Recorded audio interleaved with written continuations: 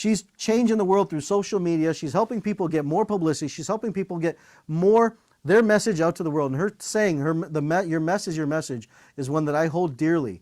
And she's an amazing friend and an amazing supporter of the work that we do here. I had a chance to speak at her event last year. Please give it up for my friend Jen Gottlieb. Jen, are you there? Hi.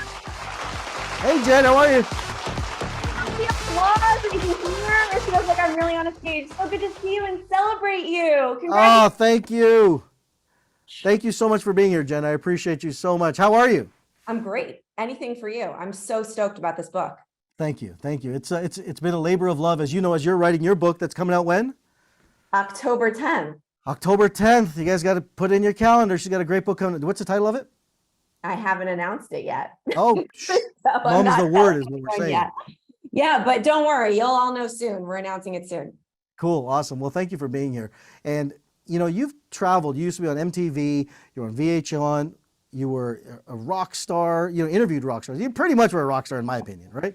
But you did all these amazing things, and you lived this, you know, as Joe was talking earlier, this trajectory of highs and lows and ups and downs, and you talk about it so openly and so vulnerably. You know, I would love for you to share kind of like, I have 6 questions I'm trying to, that with all our guests today, but I would love to hear kind of what your definition of wealth is through your journey of life. Well, I think that my friend Chris Harder says this quote. This isn't even my quote. When good people make good money, they do great things. And I think that wealth really only makes you a better, like a bigger version of who you really are at your core. So if you're a really good person, the more wealth that you create, the more impact you're going to make, the more good's going to be created, right? I think that wealth really doesn't come from money for me. Wealth comes from an abundant mindset. It comes from knowing that there's more than enough to go around. There's more than enough opportunity. There's more than enough money. There's more than enough. It truly is. The universe is abundant in all things. Energy doesn't end. You know, that energy doesn't stop. So for me, wealth it's all here, and it's all here. And it's these two things connected. And when I walk around the planet, I know, because I'm not perfect. Sometimes I need you, Dr. Rewire. And that's why I'm buying a bunch of these books, not just one for me, but one for me and like all of my friends, because I think everyone can use it. But sometimes I'll walk around in a little bit of a scarcity mindset, and I have to catch myself, and then I'll catch myself. And this has been throughout my whole journey. It's been highs and lows. But the second that I catch myself and I shift into remembering that there is more than enough to go around and wealth can always be created, instead of thinking about pulling back, I think about how can I create more? And that's the shift that my brain likes to do. And I always get myself back into alignment with abundance when I do that. Instead of thinking, oh man, I got to save, I got to pull back, I got to stop spending. I'm like, wait a second, stop.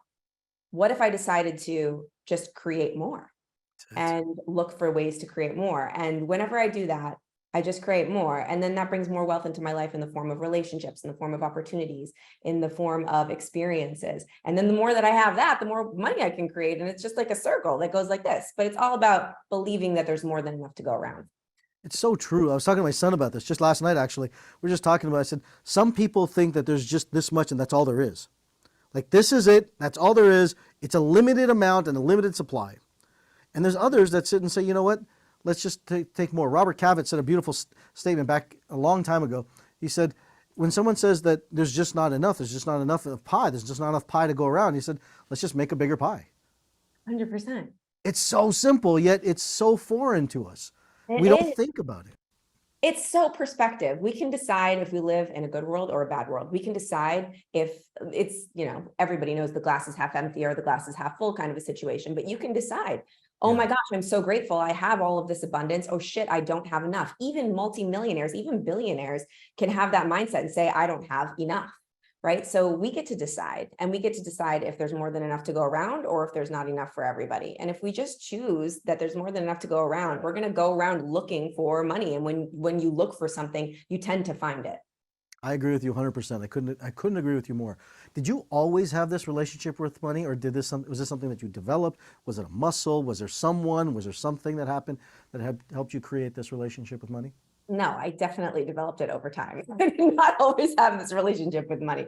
I was a completely irresponsible human being back in the day. And I was not, believe it or not, Dr. Alok, like I didn't get into personal development and having an abundant mindset until about, I don't know, 8, 9 years ago.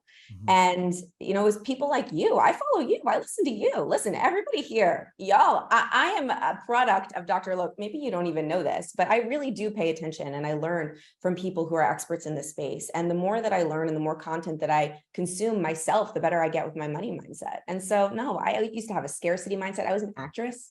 I was a starving actor. I was a waitress. And I had the mindset of, oh my gosh, if she gets that role, that means that there's not enough roles for me. Yeah. And my friends would think if I got a role, it would mean there's not enough roles for them. And so we were in this competitive situation.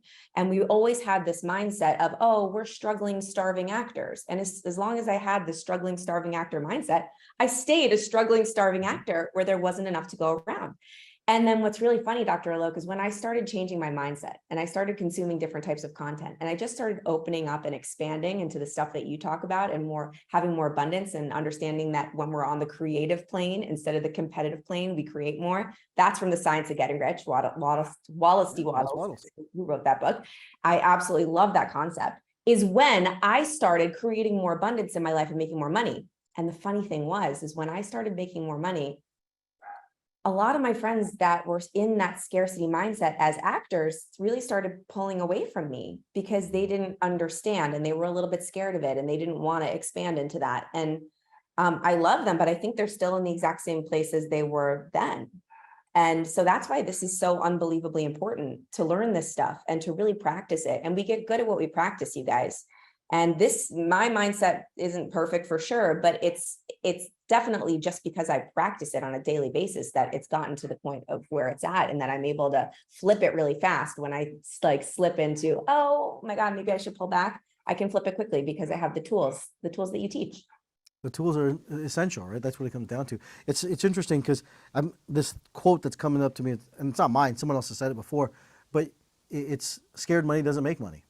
It's just so true. Scared money doesn't make money.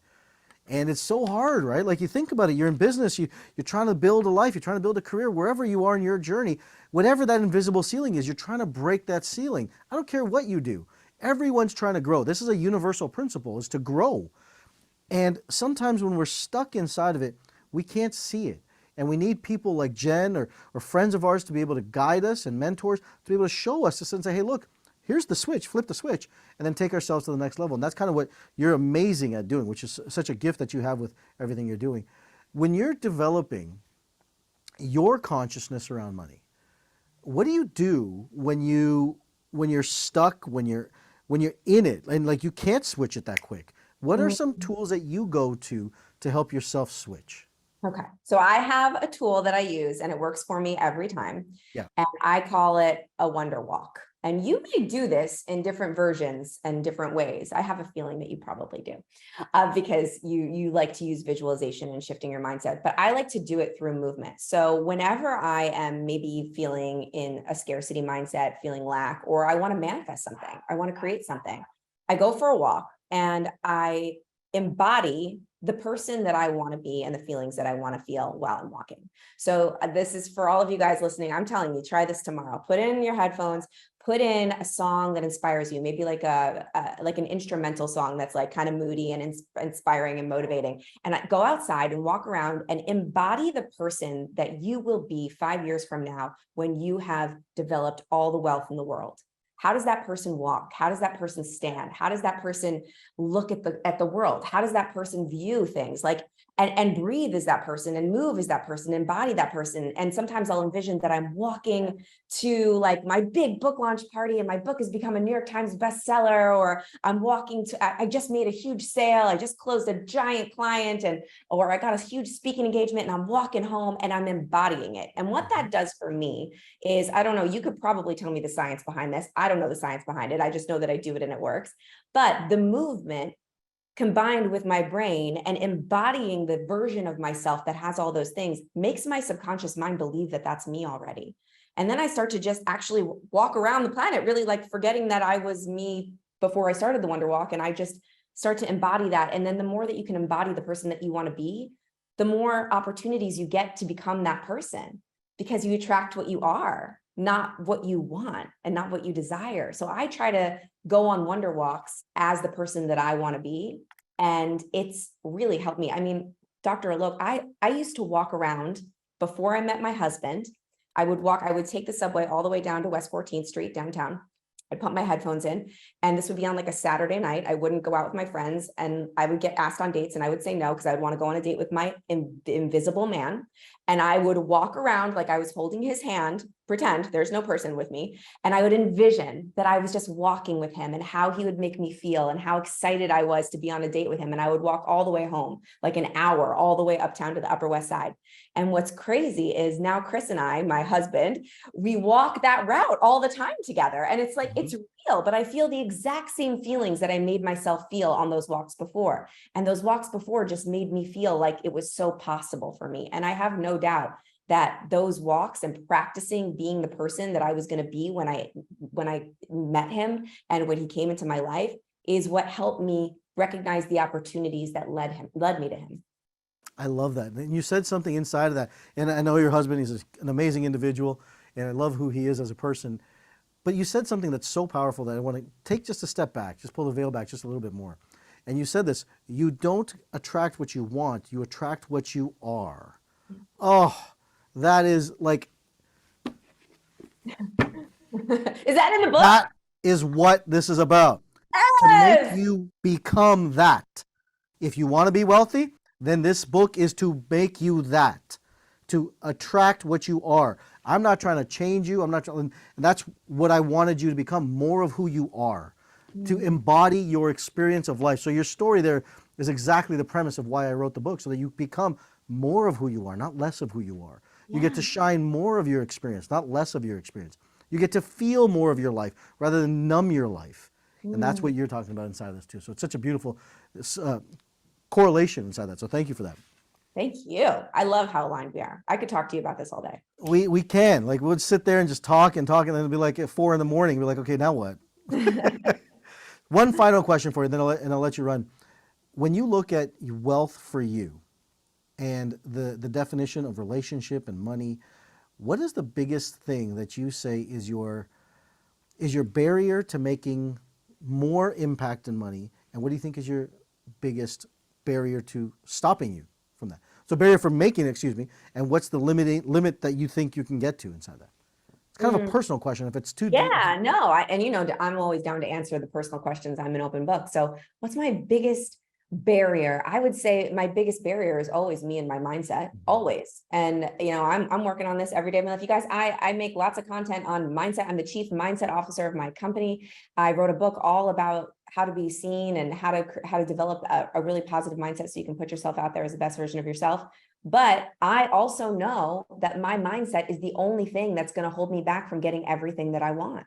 And so I know that I've experienced in my life that everything that I've practiced, I've gotten really good at. And skill comes from practice. It comes from repeating actions. It comes from repeating thoughts and affirmations and doing things again and again and again, and having the discipline to stick with the commitments that you make with yourself consistently.